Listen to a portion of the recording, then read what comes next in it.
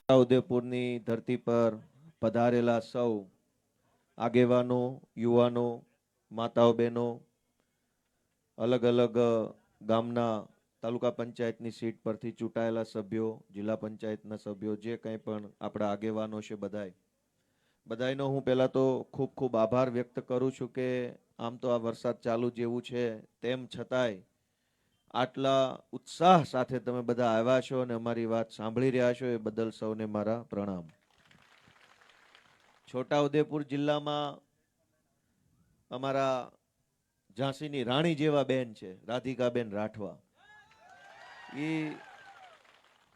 આમ તો બધા રાજકારણમાં જિલ્લા પ્રમુખ કે લોકસભા પ્રમુખ એ બધા પુરુષો હોય, પણ છોટાઉદેપુરનું નેતૃત્વ આમ આદમી પાર્ટી તરફથી રાધિકાબેન ઘણા લાંબા સમયથી પૂરી તાકાતથી સંભાળે છે. હું એમને ખૂબ ખૂબ અભિનંદન પાઠવું છું. અને એવા મંચ ઉપર બેઠેલા આપણા યુવરાજસિંહભાઈ, મનોજભાઈ, નિરંજનભાઈ વસાવા, દિલ્હીથી ખાસ પધારેલા દિનેશભાઈ, અને હમણાં જ જેણે આમ આદમી પાર્ટીમાં જોડાયા અહીંથી એવા અલગ અલગ આગેવાનશ્રીઓ, મને બધાના નામ ખ્યાલ નથી, પણ જે કાંઈ જોડાયા છે બધા મિત્રોનું સ્વાગત કરું છું. અને આમ તો આ છોટાઉદેપુરથી લઈ અને પંચમહાલ આખા જિલ્લાની અંદર જેમણે આપણને મજબૂત બનાવવા માટે થઈ આપણી પાર્ટીમાં હમણાં જોડાયા એવા રામચંદ્રભાઈ બારિયા, એનોય હું તો વિશેષ આભાર માનું છું, કેમ કે એ પણ ખૂબ શક્તિશાળી વ્યક્તિ છે. ખૂબ સમાજમાં અને હાલોલ વિસ્તારમાં ખૂબ એમનું વર્ચસ્વ છે, અને એ પણ હમણાં ભાજપમાંથી આપણી સાથે જોડાય અને આપણે હાથ મજબૂત કરવાનું કામ કર્યું ચૈતરભાઈના. તો એકથી એક એવા મજબૂત માણસો ચૈતરભાઈના નેતૃત્વમાં આમ આદમી પાર્ટી સાથે જોડાય અને ગુજરાતના લોકોનું ભલું થાય એવું કામ કરી રહ્યા છે. આ જે કોઈ લોકો હમણાં જોડાયા, રામચંદ્રભાઈ જોડાયા, બીજા જોડાયા, બધા જોડાયા, શું કામ જોડાયા? ટેન્ડર લેવા માટે? ના ભાઈ ના, અહીં ક્યાં સરકાર છે? આ ગ્રાન્ટ લેવા માટે જોડાયા? ના ભાઈ ના. કોન્ટ્રાક્ટ લેવા માટે? ના ભાઈ ના. પૈસા ખાવા માટે? ના ભાઈ ના. આ તો વિરોધ પક્ષ છે, આ તો પોલીસ દંડાક મારી જાય છે. આ બધા લોકો ચૈતરભાઈના નેતૃત્વમાં આમ આદમી પાર્ટી સાથે શું કામ જોડાયા? ગુજરાતની જનતાનું ભલું કરવા માટે આમ આદમી પાર્ટી સાથે જોડાયા. પૈસા ખાવા હોય, ગ્રાન્ટ જોતી હોય, ટેન્ડર જોતા હોય, કોન્ટ્રાક્ટ જોતા હોય, બંગલા ગાડી જોતું હોય તો ક્યાં જોડાવાય? ભાજપમાં જોડાવાય. પણ જે ભાજપ છોડી અને આપમાં જોડાય તો સમજી લેવાનું કે આ ગુજરાતના છેવાડાના માણસોનું કંઈક સારું કરવા માટે આવ્યા છે. અને ચૈતરભાઈના નેતૃત્વમાં હજારો લોકો અહીંયા આમ આદમી પાર્ટીમાં જોડાઈ રહ્યા છે. એનાથી ભાજપને ગમ્યું નહીં કે આમને આમ ચૈતરભાઈની પાછળ લોકો જોડાતા જાય તો ભાજપ વાળાની શું હાલત થાય, એટલે ડરીને ચૈતર વસાવાને જેલમાં પુરાવાનું કામ કર્યું છે. તમે વિચારો કે કેટલાય વર્ષો પછી એક તો એવો નેતા મળ્યો કે જે આપણી વાત રોજ બોલે. એની પાર્ટીની વાતો કરનારા નેતા તો જથ્થાબંધ છે. રોજ જાગીને મોદી મોદી દાંતણ કર્યા વગર ચોંટે છે. પોતાનું તે મન કી બાત ને ધન કી બાત ને ધન કી બાત ને આવું બધું ઠોક ઠોક કરે. પણ તમે સમજો કે રોજ સવાર પડે અને ગુજરાતના આદિવાસી સમાજના છેવાડાના માણસની ચિંતા કરતું વક્તવ્ય આપે એવો એકમાત્ર માણસ હોય તો એ ચૈતરભાઈ વસાવા છે. પાર્ટીનું કામ તો એ કરે છે, હું કરું છું, અમે બધાય કરીએ. પાર્ટીનું કામ તો કરવાનું જ, પણ સમાજનું કામ એ જ તો પાર્ટીનું કામ છે. માત્ર પાર્ટીનું કામ નહીં, જનતાનું કામ, માણસનું કામ, લોકોનું કામ, એ જ તો પાર્ટીનું કામ. આદિવાસી સમાજના અનેક મુદ્દાઓ વર્ષોથી દબાઈ ગયા હતા. નેતા તો જથ્થાબંધ બન્યા, ભાજપમાંથી, કોંગ્રેસમાંથી, સાંસદો બન્યા, ધારાસભ્યો બન્યા, બોર્ડ નિગમના ચેરમેનો બન્યા, તાલુકા જિલ્લા પંચાયતના સભ્યો બન્યા, પણ મુદ્દા કોણે ઉઠાવ્યા? એકમાત્ર વ્યક્તિનું નામ જો આવે તો એ ચૈતરભાઈ વસાવાનું નામ આવે કે એને મુદ્દા ઉઠાવ્યા. એને સમાજના દરેક પ્રશ્નોને વાચા આપી, સમાજની વચ્ચે જઈને અને સરકારની સામે જઈને વિધાનસભાઓની અંદર ઊભા થઈને બધી જ જગ્યાએ સમાજના મુદ્દાઓને વાચા આપવાનું કામ કર્યું. ભાજપને પસંદ ન આવ્યું. મને તમે એમ જવાબ આપો કે ચૈતર વસાવાને ધારાસભ્ય કોણે બનાવ્યા? લોકોએ કે લોકોએ બનાવ્યા ને? લોકોએ બટન દબાવ્યું, સમાજે બટન દબાવ્યું તો એ માણસ ધારાસભ્ય બન્યા. ધારાસભ્ય જનતાએ બનાવ્યા છે. એવું નથી ગડકો દડકો દહીં દડકો બની ગયો ધારાસભ્ય. એમ નહીં બને કોઈ. સમાજ જેને પ્રેમ કરે, લોકો જેને આશીર્વાદ આપે, એ માણસ ધારાસભ્ય બને. ચૈતર વસાવાને ગુજરાતભરના આદિવાસી સમાજે અને ડેડિયાપાડાના લોકોએ આશીર્વાદ આપ્યા છે. કામ કરવાના આશીર્વાદ આપ્યા. એને કામ કર્યું અને જેલમાં પૂર્યા તો સજા તો લોકોને પણ થઈ ગણાય ને. લોકો પાસેથી ચૈતરભાઈને છીનવી લેવાનું કામ કોણે કર્યું? માંડ આપણને એક સારો નેતા મળ્યો, છીનવી લીધો સજા. અને સજાની મજા પણ જો કે આ ભાજપ વાળા ખુલ્લેઆમ ટીવીમાં એમ બોલે છે કે ચૈતર વસાવા ભાજપમાં જોડાઈ જાય તો હમણાં બહાર આવી જાય. એનો અર્થ શું થયો? કે ભાજપનો પટ્ટો ગળામાં ઘાલીને બળાત્કાર કરો, ખૂન કરો, ચોરી કરો, ચપાટી કરો, કઈ વાંધો નહીં, પણ ભાજપની સામે રહી અને ગરીબ માણસનો હાથ પકડશો, ગરીબ માણસનું આંસુ લૂછવાનું કામ કરશો તો જેલમાં પૂરશે. ભાજપની સામે રહીને કોઈનું આંસુ નહીં લૂછવાનું. ભાજપમાં જોડાઈને કરો બળાત્કાર તો તરત જ તે હર્ષ સંઘવી શાબાશી આપશે, બહોત શાનદાર કામ કિયા. એનો અર્થ એ થયો કે ચૈતર વસાવા ભાજપમાં જોડાય તો સજા માફ, અને ભાજપમાં ન જોડાય તો જેલમાં પૂરી દેવાનો. મુદ્દો હવે ચૈતર વસાવા નથી, મુદ્દો વ્યવસ્થા આખી કેવી રીતે હાલે છે એનો મુદ્દો હવે તો આવ્યો. ચૈતર વસાવા મુદ્દો નથી.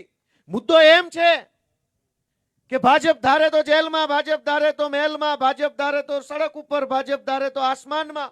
એમ નહીં હાલે. જનતા જેને આશીર્વાદ આપે એ જ વિધાનસભામાં, એ જ મહેલમાં બેસશે, જનતા જેને આશીર્વાદ નહીં આપે એ ઘરે બેસશે. એમ વ્યવસ્થા હોવી જોઈએ. ભાજપ વાળા એવું કે છે કે ચૈતરભાઈને અમે સમજાવીએ છીએ, જોડાઈ જાઓ. દોસ્તો, મારું તમને એટલી જ વિનંતી છે કે આ લોકોને અભિમાન શેનું છે? ભાજપના લોકોને અભિમાન શેનું છે? નિરંજનભાઈએ કીધું કિડનેપિંગ થયા અહીંયા તો છોટાઉદેપુરમાં, પછી રાઇફલો ઉડાડી હવામાં, પેલું બંદૂકો. બિહાર જેવો માહોલ.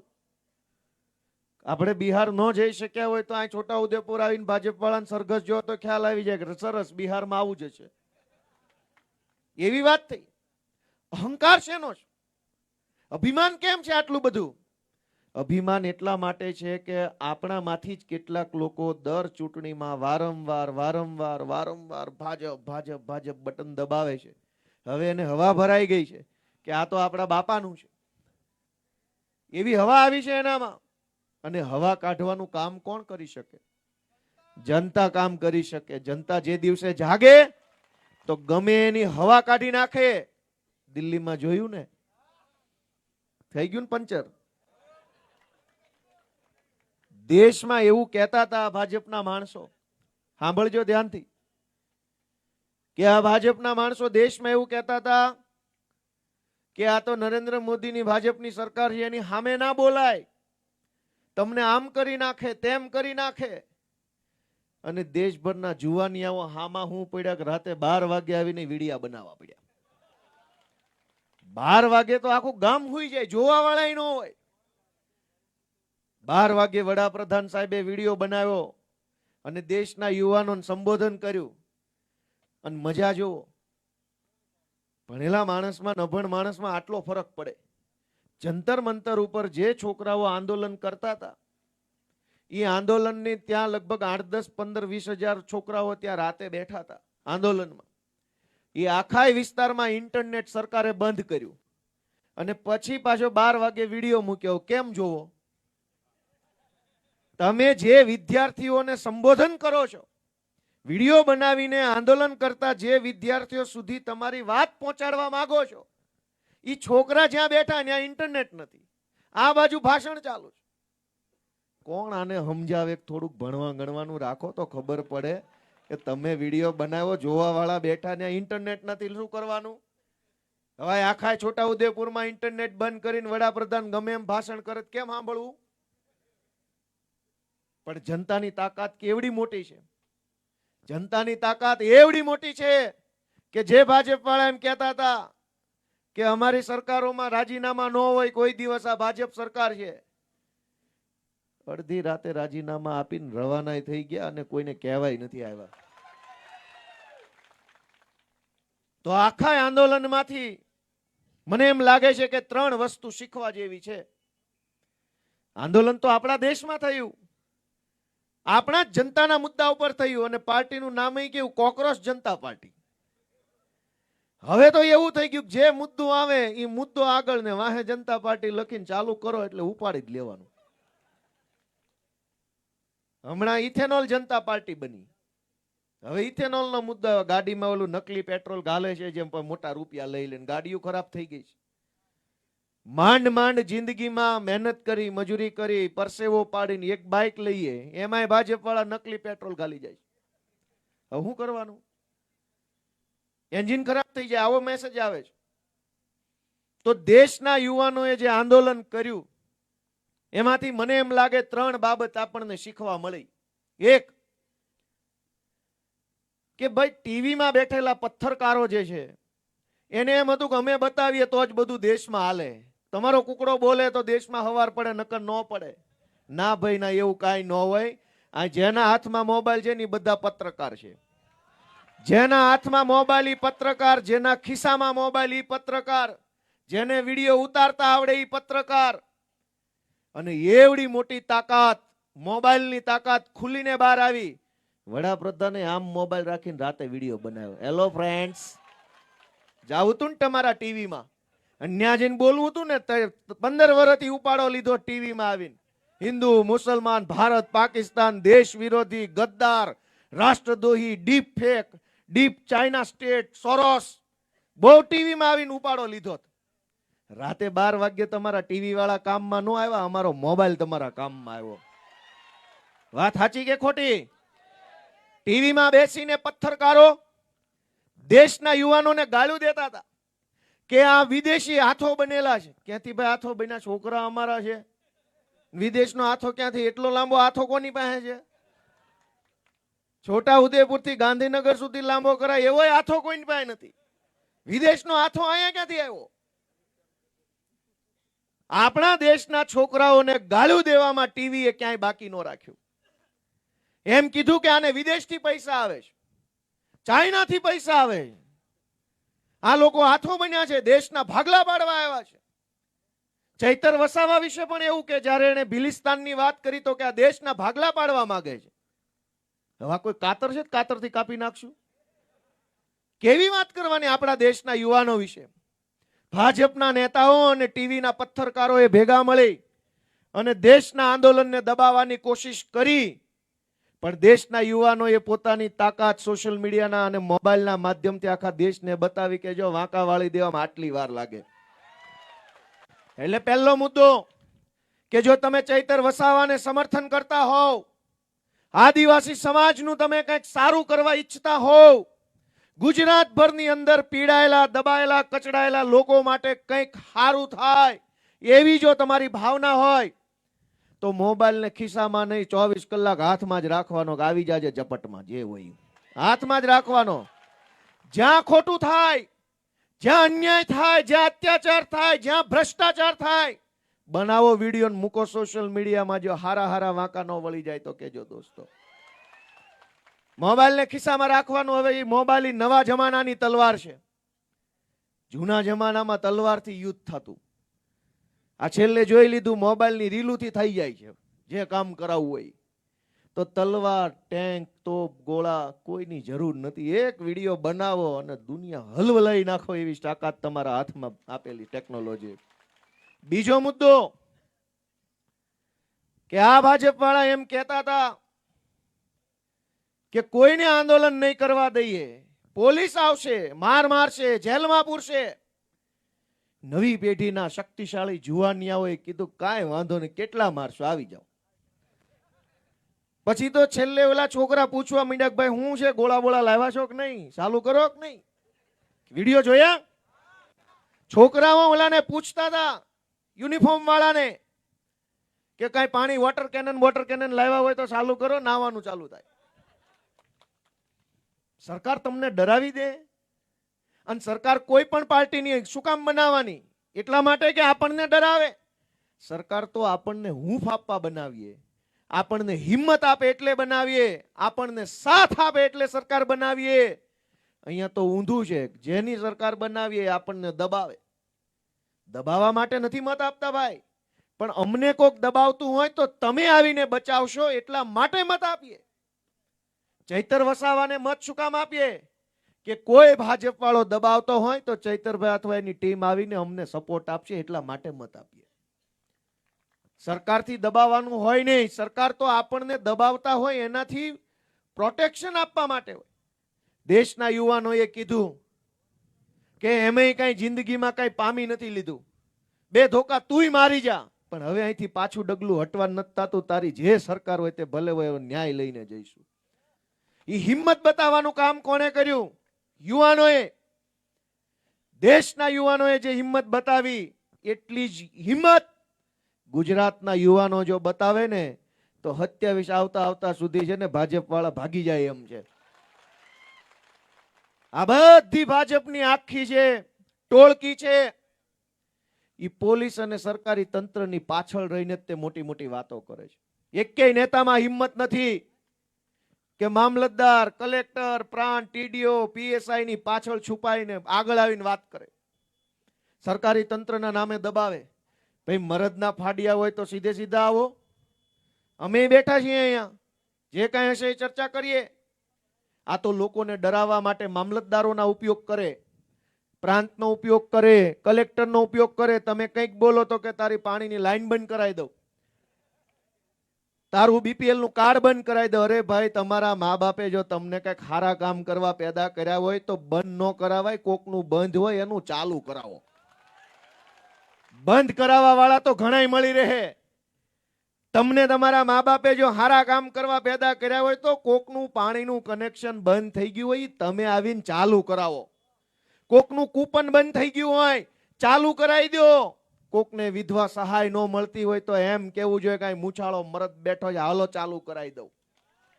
એના બદલે ભાજપની ટોળકી 12 માસ જનતાને દબાવે. તારું આ બંધ કરાવી દઉં, તારું તે બંધ કરાવી દઉં, તારું ઓલું. ભાઈ બંધ તો હવે તમારી આખી દુકાન જ અમે કરવાના છીએ. 27 ની ચૂંટણી આવવા દો ને, તમારું આખું ગોડાઉન જ બંધ.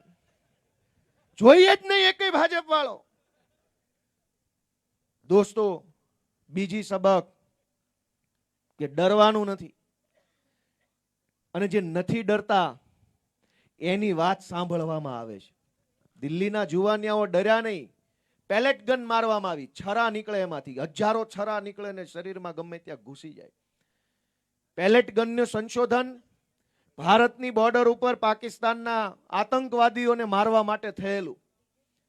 કે હજારો આતંકવાદી આવે તો સિંગલ ગોળી કોકને વાગે, કોકને ન વાગે. પેલેટ ગન એટલે એક બંદૂકમાંથી એક ગોળી છોડો એટલે 1000 છરાઓ ઉડે. આમ ચારો તરફ 1000 છરા તો ગમે એને વાગી જાય. આતંકવાદીઓને મારવા માટે પેલેટ ગન બનાવેલી. એ પેલેટ ગનનો ઉપયોગ આપણા દેશના બાળકોને ગોળીઓ મારવામાં થયો. અનેક છોકરાઓને પેલેટ ગનના છરા લાગ્યા. એક છોકરાની આંખ વહી ગઈ આજીવન માટે, હવે એક આંખ વાળો થઈ ગયો. છતાંય છોકરાઓ ડર્યા નહીં કે તમારા ભાજપના રાજમાં પેપર લીક થાય, ટાઈમે પરીક્ષા આવે નહીં, નોકરો મળે નહીં, ભણવાના ઠેકાણા નહીં, એના કરતા તો ગોળીઓ મારી દો, વાત થાય પૂરી. પણ હવે પાછું ન જાય. તો અહીંયા આપણને ક્યાં ભાજપ વાળાએ મહેલો બનાવી દીધા છે ને આપણે ઝરૂખે બેસીને વરસાદ માણીએ છીએ. અહીંયા એ જ જીવન છે.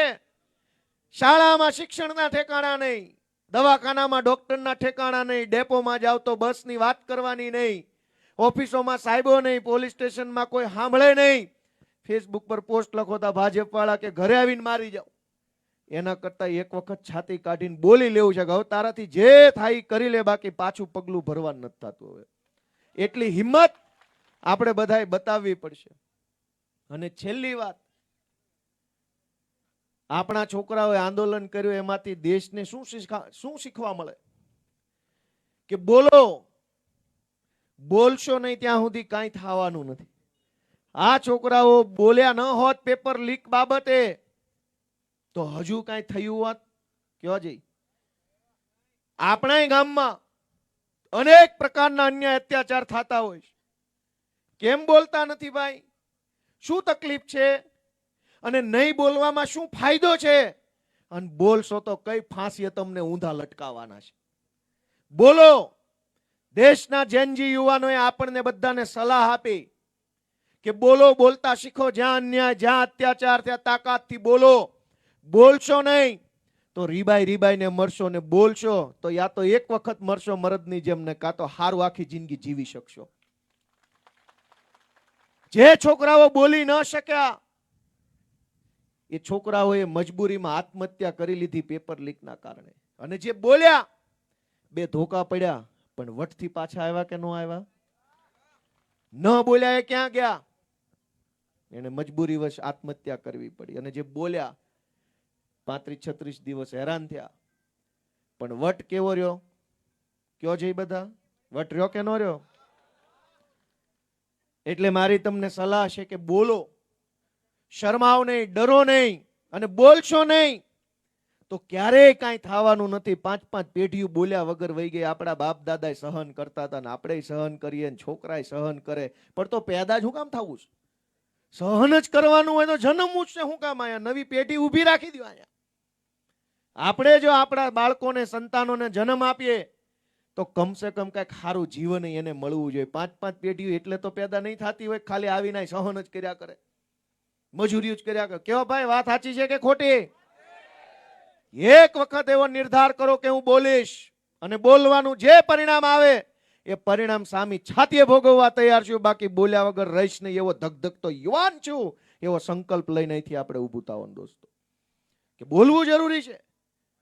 અને હાવ છેલ્લી વાત, કે જેને એમ લાગે કે મારે બોલવું છે, અવાજ ઉઠાવવો છે, આગળ વધવું છે, એના માટે રસ્તો ખુલ્લો છે. ગ્રામ પંચાયતોમાં સરપંચની ચૂંટણી દિવાળીએ આવવાની છે. એમાં કોઈ પાર્ટી બાર્ટી ન હોય, એમાં સ્વયંભૂ રામ ભરોસે હોય બધું. તમે ફોર્મ ભરી શકો, ગામના સરપંચ બનવા આગળ આવી શકો. કેમ નથી આવતા? અનેક ગામના લોકોની એવી ફરિયાદ છે કે અમારા ગામમાં સરખો વિકાસ નથી થયો. જે સરકારી ગ્રાન્ટ આવે એ ખવાઈ જાય. શાળામાં શિક્ષક નું આવે, અનાજની દુકાને જાવ તો એ ગોલમાલ કરતા હોય, ઓછું અનાજ આપે, પૂરું ન આપે, સડેલું આપે, બહુ બોલો તો ના પાડે. ગામની અંદર ક્યારેક પાણી ન આવે, ક્યારેક સફાઈ ન હોય, ક્યારેક યોજનાનો લાભ ન મળે. હજારો પ્રશ્નો ગામડાની અંદર છે, તો કોઈ યુવાન આગેવાની લેવા કેમ તૈયાર નથી? હું તમને અહીં છોટાઉદેપુરથી ઉભા આખા ગુજરાતના યુવાનોને વિનંતી કરું છું કે થઈ જાઓ હાબદા, તૈયાર થઈ જાઓ, અને ગામ પંચાયતની ચૂંટણીની અંદર સરપંચ બનવા અને તમારી આખી પેનલ બને એની તૈયારી અત્યારથી ચાલુ કરી દો, અને ઉભા રહી જાઓ ચૂંટણી પછી જોઈ લઈએ કે યુવાનોમાં કેટલું તાકાત છે. વર્ષોથી એકનો એક માણસ ચૂંટણી જીતીને સરપંચ બને. આપણે 5 વર્ષ એની અમે ભાઈ સાહેબ, બાપા, કાકા, પ્લીઝ પગે પડું, તમને પગ દબાઈ દઉં, બધું મારું કામ કરો. અરે ભાઈ, આવી લાચારી કરવા પેદા થયા છે? આવી ભાઈ સાહેબ બાપા જી ઉજુરી તો બાપાની નહીં કરી હોય. તલાટી સરપંચની ચૂંટણી લડવા તૈયાર થઈ જાઓ. પેનલ બનાવો, પોતાના ગામની યુવા પેનલ, યુવા વિકાસ પેનલ. બહુ તો શું થાય, ઘણા મનમાં એવું આવે છે કે અમે સરપંચની ચૂંટણીમાં ઉભા રહી તો અમને કોઈ મત ન દે. ભાઈ નહીં દે તો નહીં દે, ઉભા તો રહ્યો, એકવાર કોશિશ તો કરો. તમે ક્યાં ચંદ્ર ઉપર જઈને પાછા આવ્યા છો તમને પહેલી ચૂંટણી મત દે? પહેલી ચૂંટણીમાં તો તમે તે ઉભા રહ્યો, અનુભવ લ્યો કે આનું ફોર્મ કેમ ભરાય, ક્યાં સહી કરાય, કયા અધિકારીને ફોર્મ અપાય, આ ફોર્મમાં કેટલા વાંધા આવે, કેમ એફિડેવિટ થાય, કેવી રીતે વોટ માંગવા જવાય, કેવી રીતે લોકો કયા મુદ્દા પર વોટ આપે છે, કયા મુદ્દા પર નથી આપતા, શા માટે નથી આપતા, શા માટે આપે છે.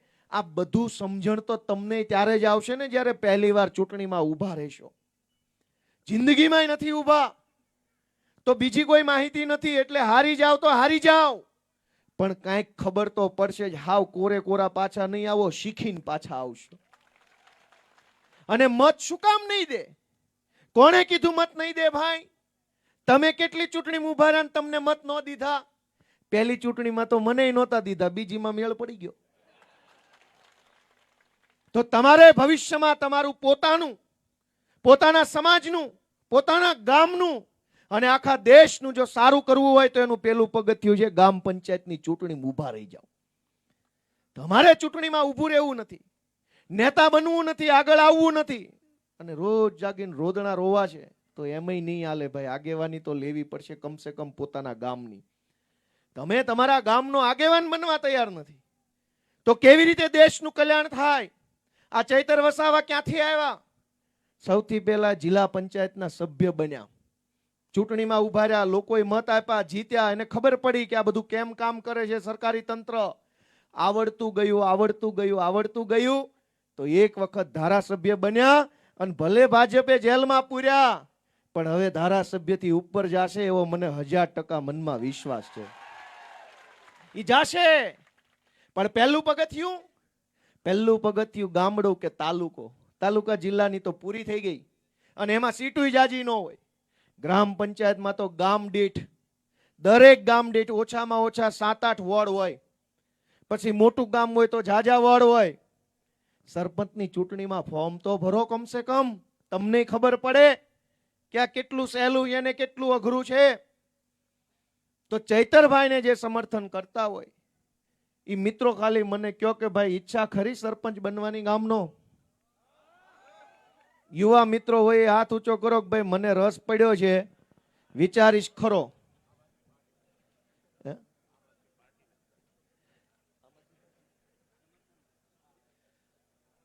એટલે આજે આપ સૌ બધા આવ્યા, હું બધાનો આભાર વ્યક્ત કરું છું. અને અહીંથી આપણે બધાએ ચાલતા ચાલતા કલેક્ટર ઓફિસ જવાનું છે.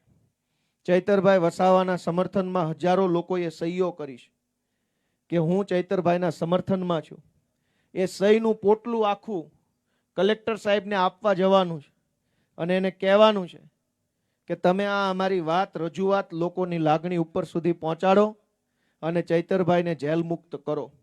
આપણા માટે સારા સમાચાર એ છે કે ચૈતરભાઈની સાથે સાથે એમના પત્ની, અન્ય ખેડૂતોના પત્ની એ બધા જેલમાં હતા.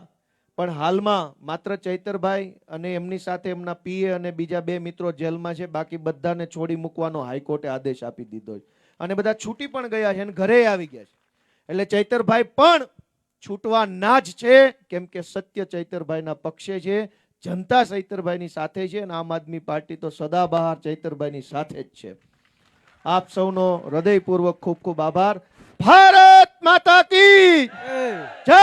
આદિવાસી. ખૂબ ખૂબ આભાર ગોપાલ.